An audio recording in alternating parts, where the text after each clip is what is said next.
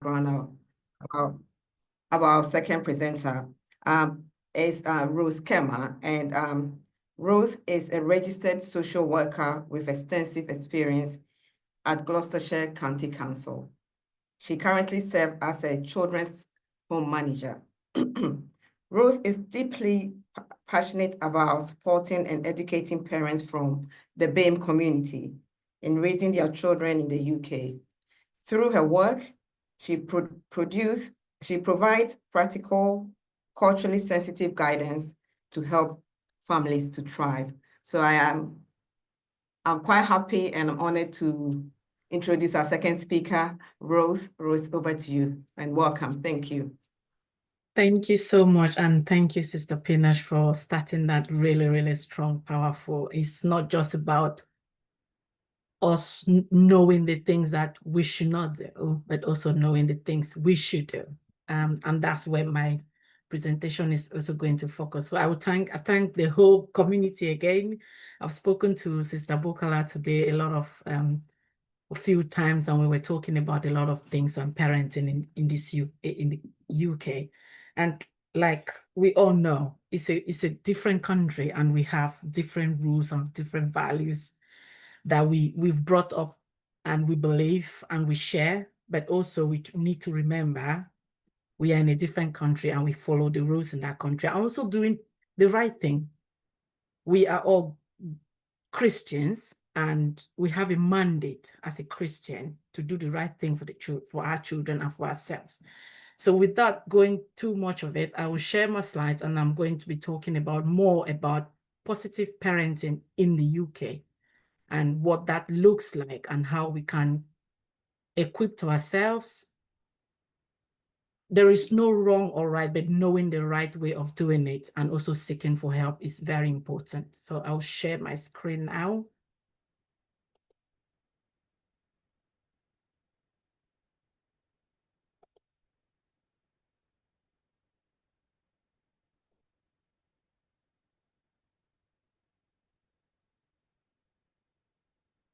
Please let me know if you can see that.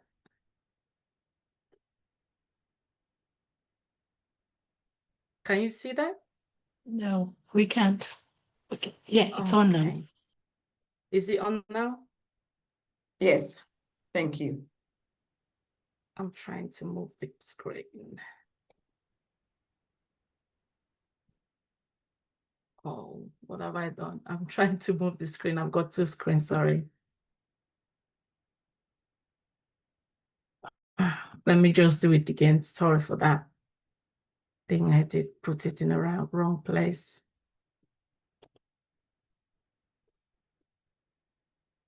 I did share it and it was...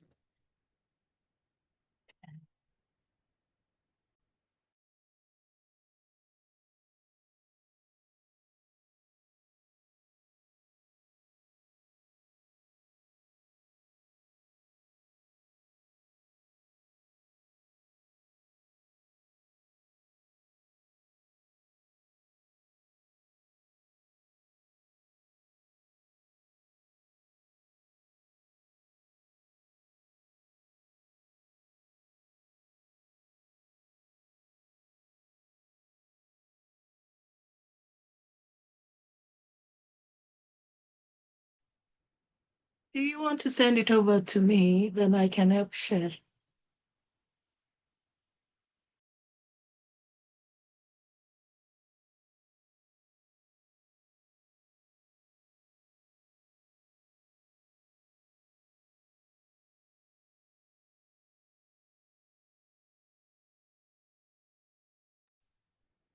Rose, you are muted. Oh, you can send it to me. I can share. I've been talking to myself, yes. So I think I've put it back on. Let me just try again and share. If not, then I can forward it to you, but I'm sure I will be able to do it now.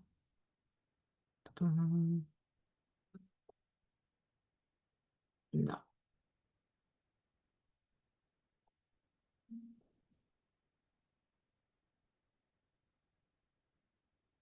Can you see that?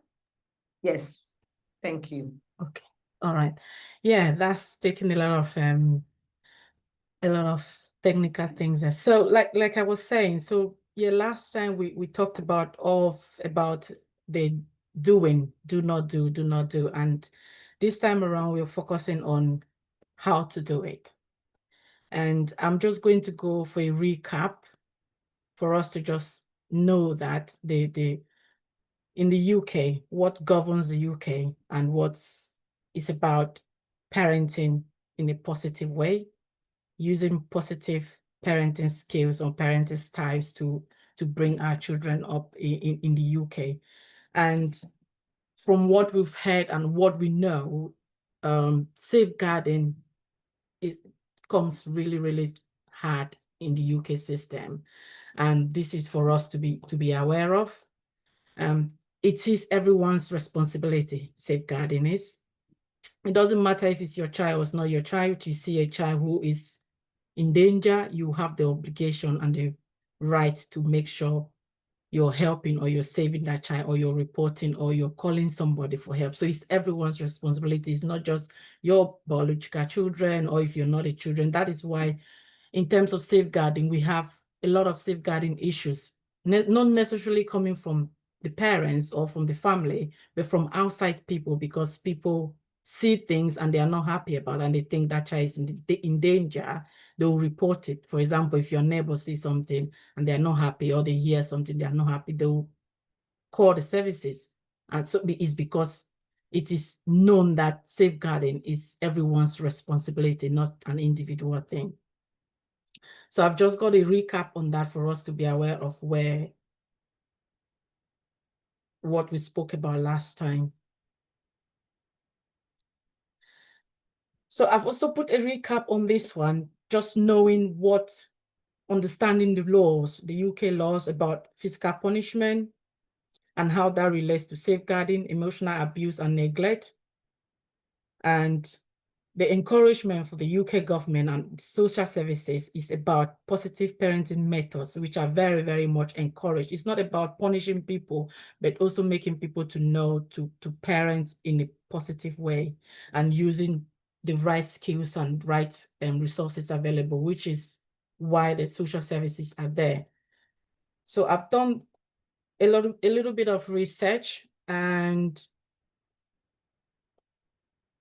I came to these parenting styles recognized in the UK.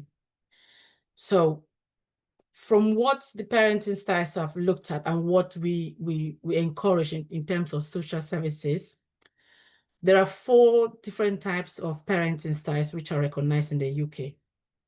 Not all of them are very encouraged, but they are recognized.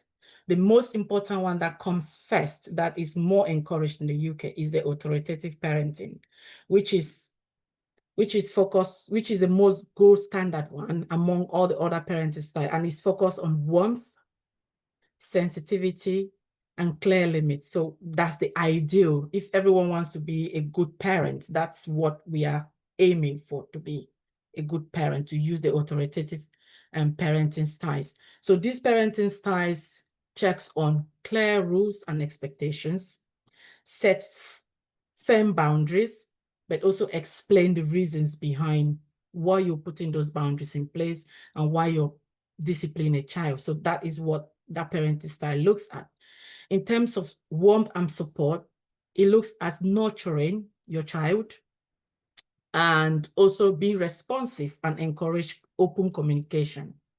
It's also encouraging autonomy. So like Sister Pinash already said, a lot of us, we grew up in areas, in countries where we have no say, we have no, you can't talk back to your parents and you can't challenge your parents, but here is different. They encourage children to take part in conversation, to make sure children are involved in conversation, children's voices are heard. It's all about the children's voices. You cannot just be telling a child you are wrong without explaining to them why they are wrong or how they are wrong.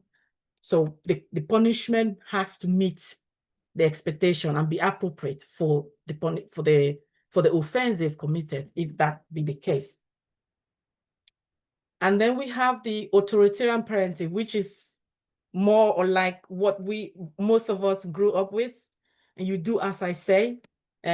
rules are non-negotiable and obedience is expected. It's not something that you have to bargain about. You have to obey the rules. So there is very strict and less nurturing in this kind of parenting styles. And then the third one is permissive. So it is very nurturing and warm, but at the same time also lacks boundaries. So all of the parenting styles have their own disadvantage and advantages. And then you get the neglectful parenting. Some is also known as non-involvement. So little involvement or guidance. Those are the parenting styles where parents have no time for their children. They are very laissez-faire. They don't care what their children are doing. They don't check to know if their children are healthy or what they are wearing, what they are eating, the kind of friends they are making. It doesn't concern them. That is the non-involvement in parenting styles. And that is that's a really very, very last parenting style where we want to be as Christians as well. We will not be encouraging that kind of parenting. But so those are the four that is recognized, but the most effective one, which is encouraged by the UK system, is the authoritative parenting. And that is the one the social services go by, looking at positive parenting styles and how to improve parenting in the UK.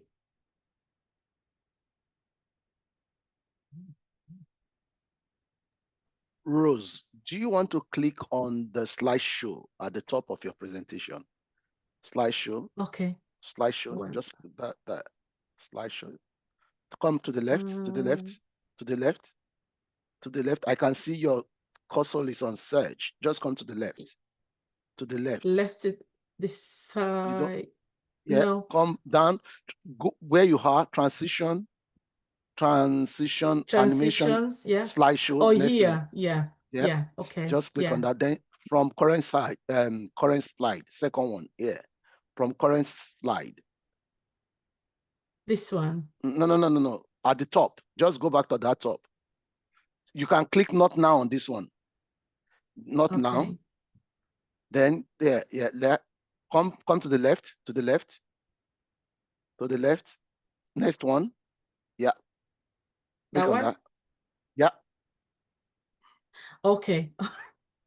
You can tell I'm not IT tech, is it? No, it's okay. It's okay.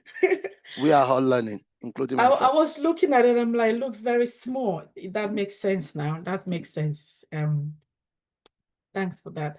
The core principles that are guiding the UK system in terms of parenting and safeguarding as a whole. We have core principles of positive parenting.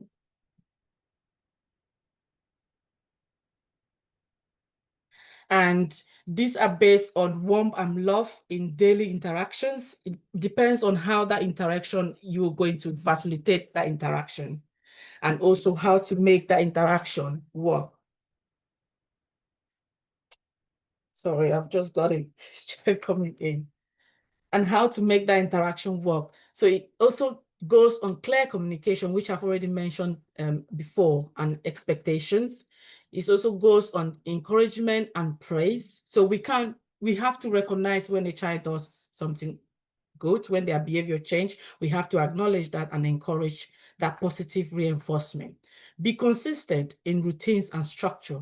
Sometimes we parents, we make a lot of changes and it confuses the child because the children's brain are still growing. In the UK, even though under the Children's Act is from 0 to 18, but the brain development doesn't stop until you're 25. So you will see children who are 25, they are still under social services because of the brain development state. So it wiggles around between that 0 to 18 or 0 to 25, depending on your developmental stage. So at the age of 18, yes, they are adults, but their brains are still developing. So if we're making changes, we are changing routines, we are changing structures in our home, it confuses the child's brain, which it affects the child's development, brain development. So the principles also go on non-violent discipline strategies. Like Sister Pinash already said, Discipline doesn't mean don't correct your child. Correct your child, but not by physical. The things that the UK government really frowns about is physical chastisement, which is physical punishment. And a lot of cases that we get in terms of children in social care, in children or safeguarding areas, is mostly physical. And we come into that remit. I was looking at statistics the other day, and I'm very shocked. Not very shocked, it doesn't surprise me, but the youth justice system, where Sister Pinash is already doing, the youth justice system, I saw the statistics, even in my area where I am in Gloucester, the youth justice system, the statistics we had for BME community children is shocking. Absolutely shocking. And when I looked at it, I almost cried, because it's like we are failing our own children. Are we doing something wrong that is making these children go the other way? What can we do to change it? There are a lot of different ways, and I've got some few tips that I'll be sharing, and hopefully they are tips. We are all learning. We are all parents. We are all learning. I'm also learning in the country, even though I've been here for a long time, but I'm also learning. And every day is a learning curve. Bringing children up is a learning curve. The learning doesn't stop. So we have to be open-minded to consider that we have to be learning every day.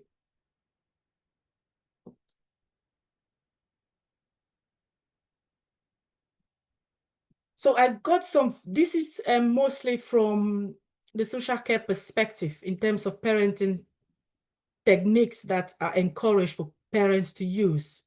Things like timeouts and cool down periods. Timeout and cool down periods doesn't mean, oh, you go and sit in a naughty step or I'll whip you with a flog. It's that time to tell a child, okay, maybe you're very upset at the moment. Why can't we have a sit here for 5 minutes? And then just take a deep breath and you'll come back, and mommy will come back to you, or daddy will come back to you. It's allowing that child to kind of few minutes to reflect. It's not that shouting. It doesn't mean timeout means I'm not giving you this or you are not a child, but it's that child to deregulate their selves and their emotions to calm down.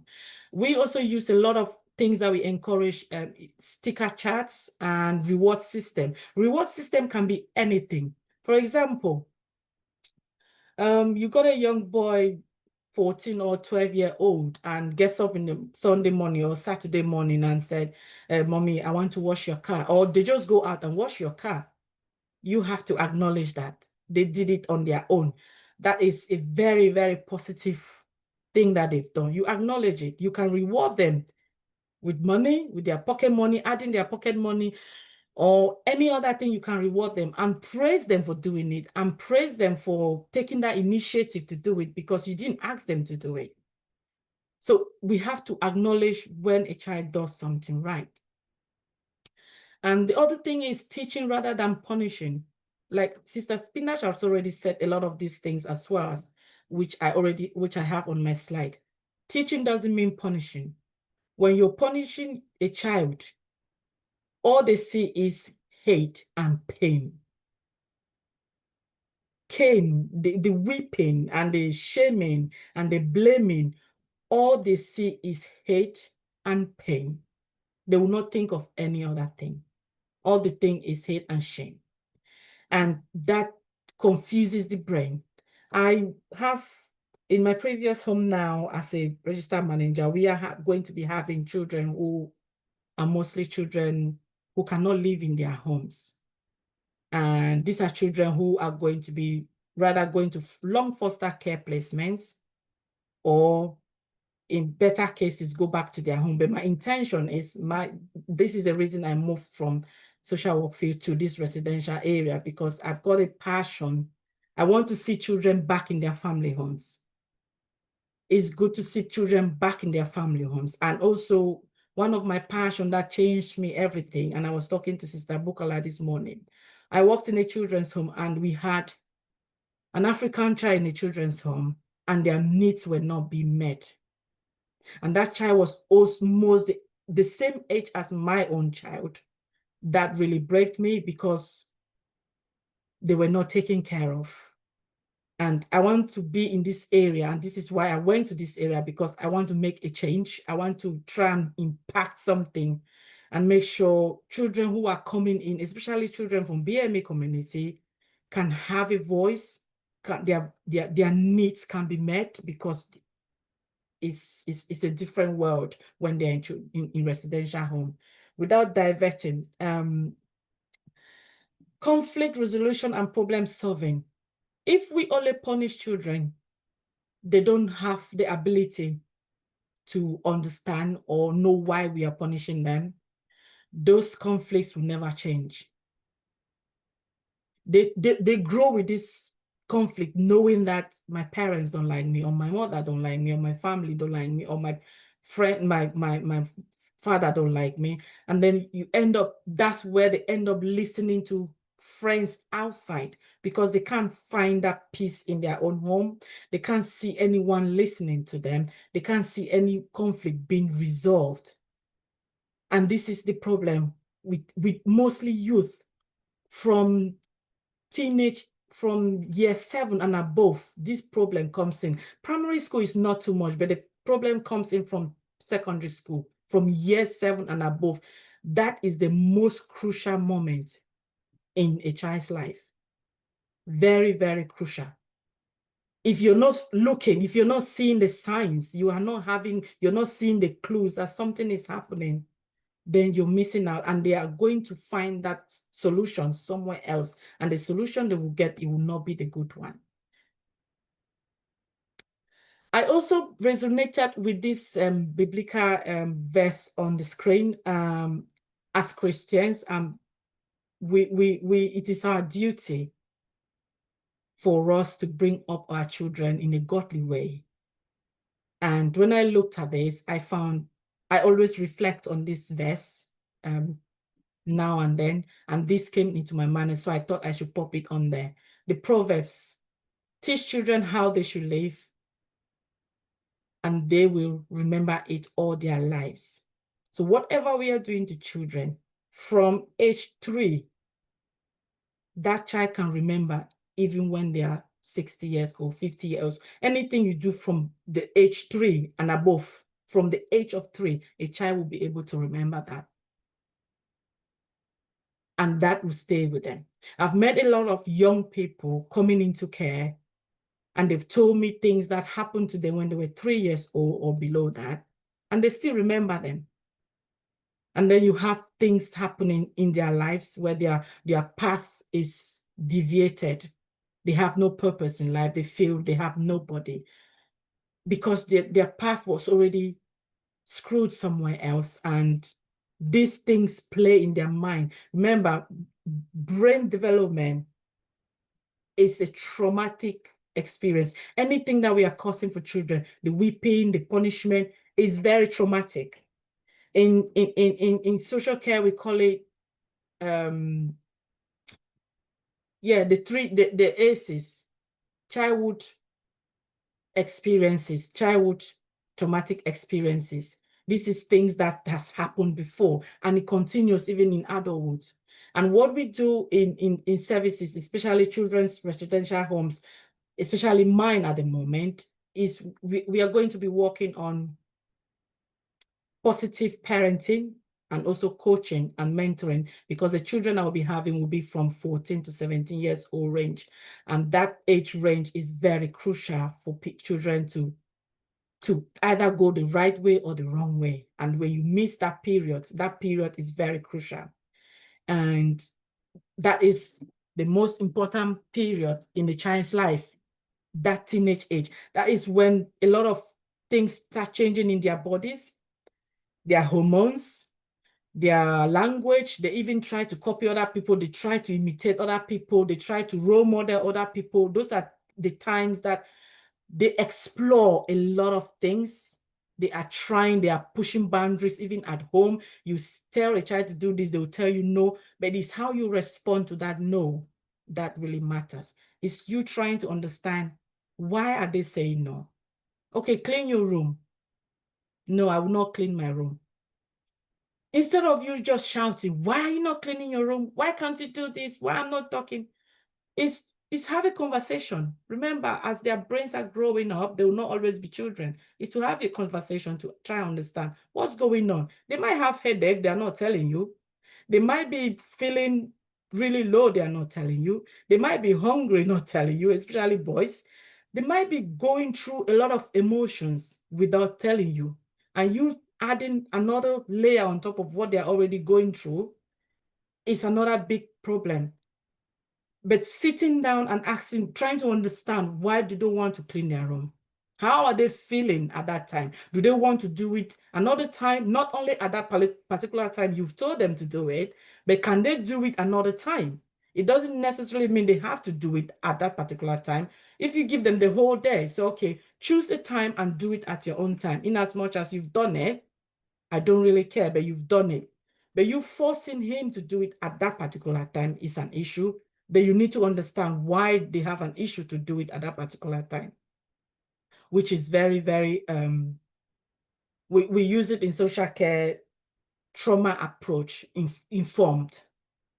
So you're using a trauma approach way to understand why a child is behaving in a certain way. What is it? You have to unpick those things.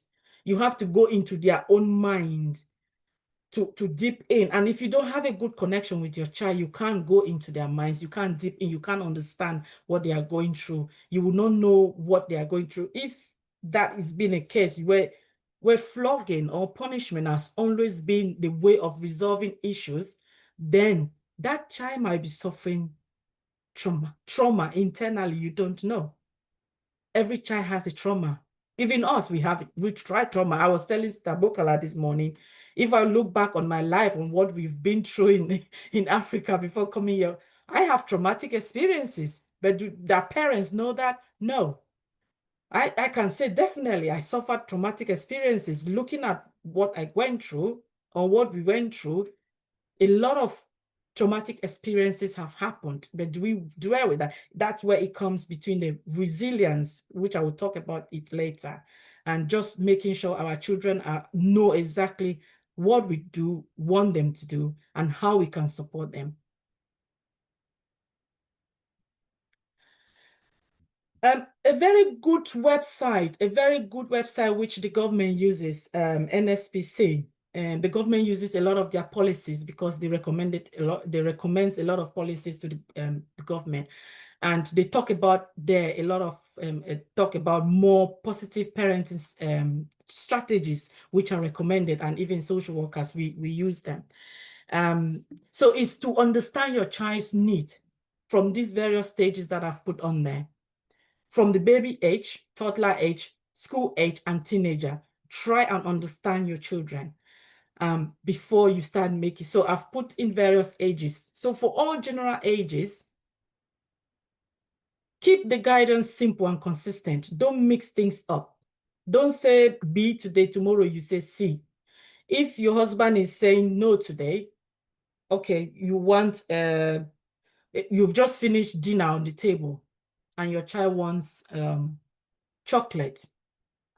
Mommy says no because you've just finished eating. Eat something healthy. You can eat the chocolate later. And the child leaves you and goes to daddy. Daddy, I want chocolate. What you as a father would do is to check with your partner, to check with that child if they've asked the mother. If they've asked the mother, and what has the mother said? What did your mommy say? If the child said, my mom says I can't have it, and why is that? What did mommy say? Why is that? They will tell you, okay, yes, then do what mommy says. But if they come to you and you just say, okay, yeah, you can go and have it, you've just contradicted what mommy has said. And next time, the child will not come to mommy, he will go straight to daddy, because daddy always gives away. So that consistency is very key. Working together as families, couples, or couples, and to make sure that child is having consistent approach, not changing from one to another. Being available and make time for them. We are very busy, and this country, I tell you, is a busy country. We came here for a reason, so we are working, we are working the money. But it's very, very important to make time. Even if it's 5-10 minutes. For the little ones, 5-10 minutes to read a story with them in their bedroom means a lot. Goes a long way. 5 minutes for a teenager of 14, 13 to say good night to them, or ask them how was school today. 5 minutes means a lot. We have to be creating that time. We have to be present. We have to be available. If we are not available, they seek alternatives, and which is social media is outside. The world is so broad now. The world will teach our children what we are not teaching them. They would parent them for us if we are not doing it. Keep talking and listening to them.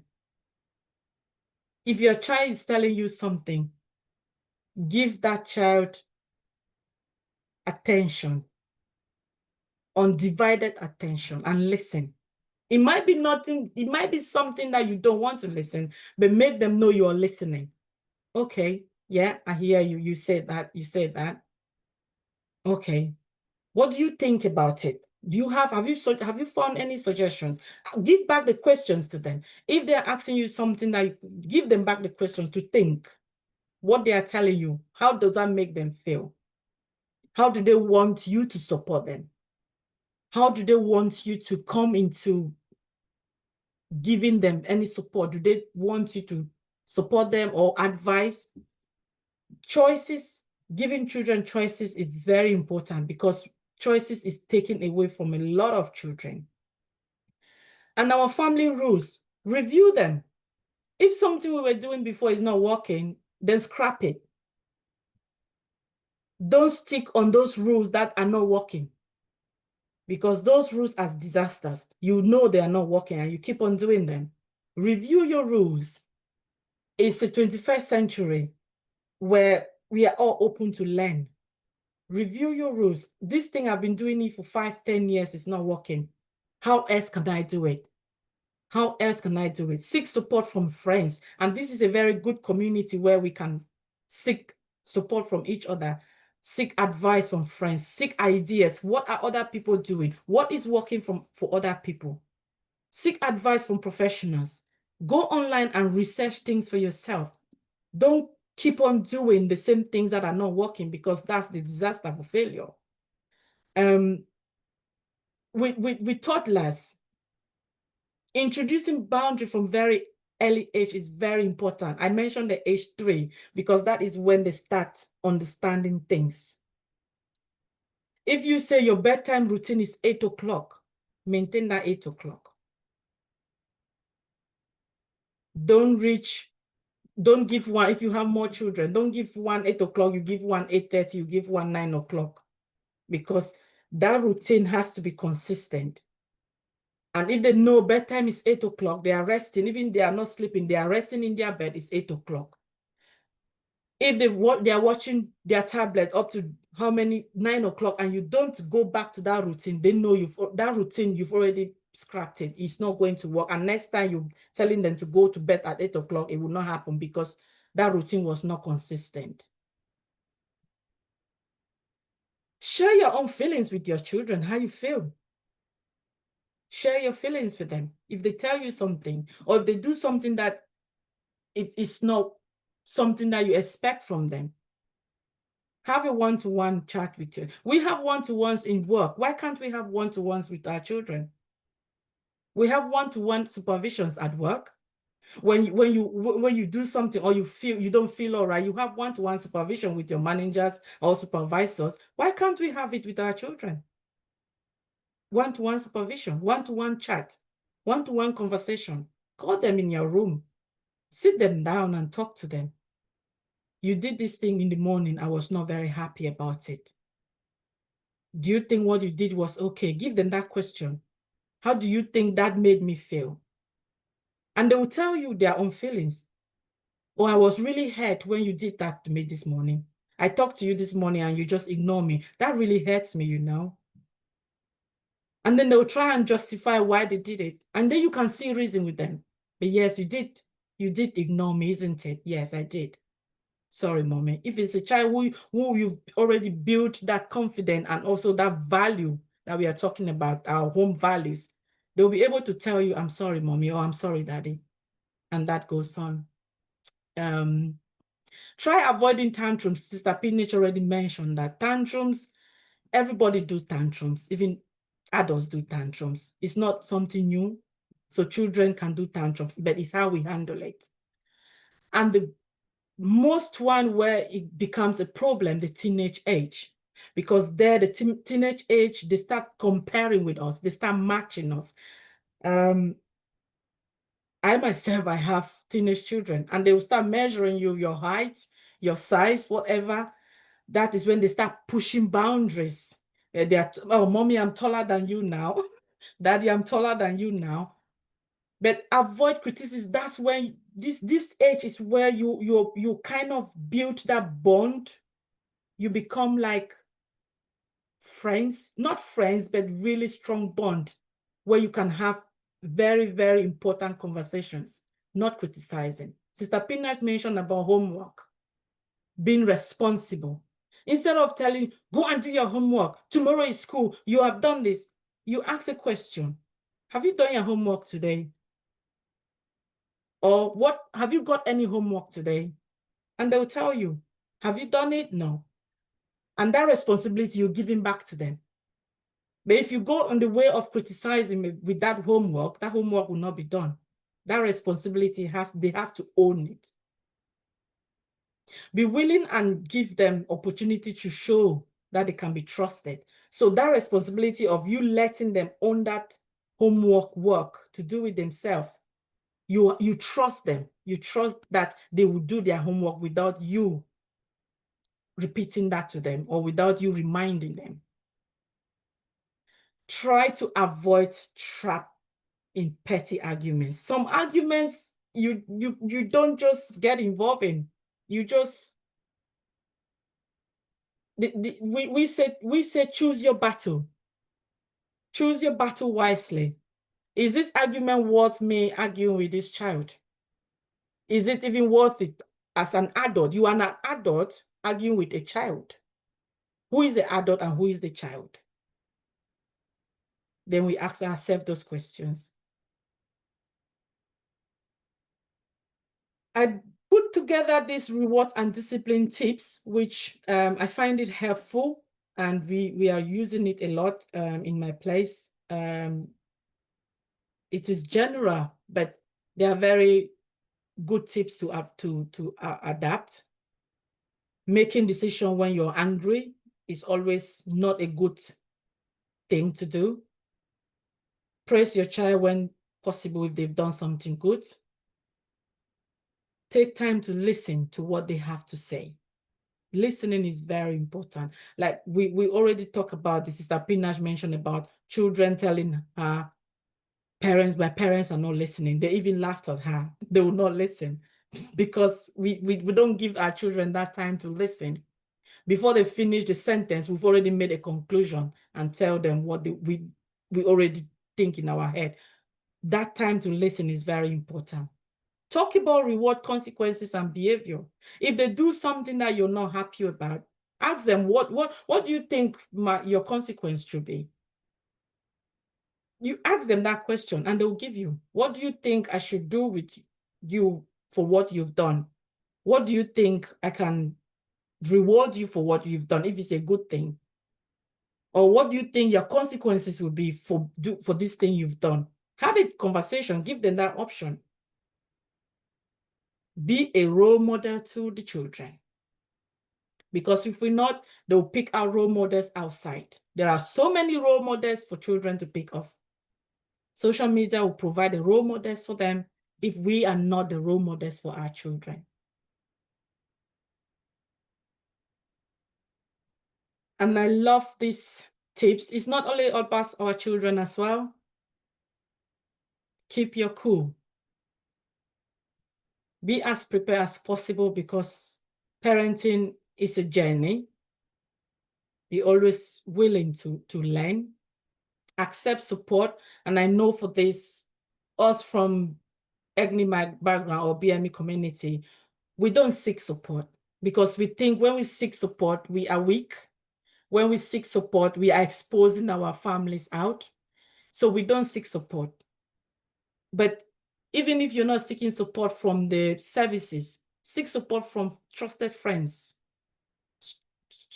trusted community like this one. Don't overlook success, because every success counts. If your child was getting up in the morning and not washing dishes, and they get up one day and start washing dishes, that is a very big success.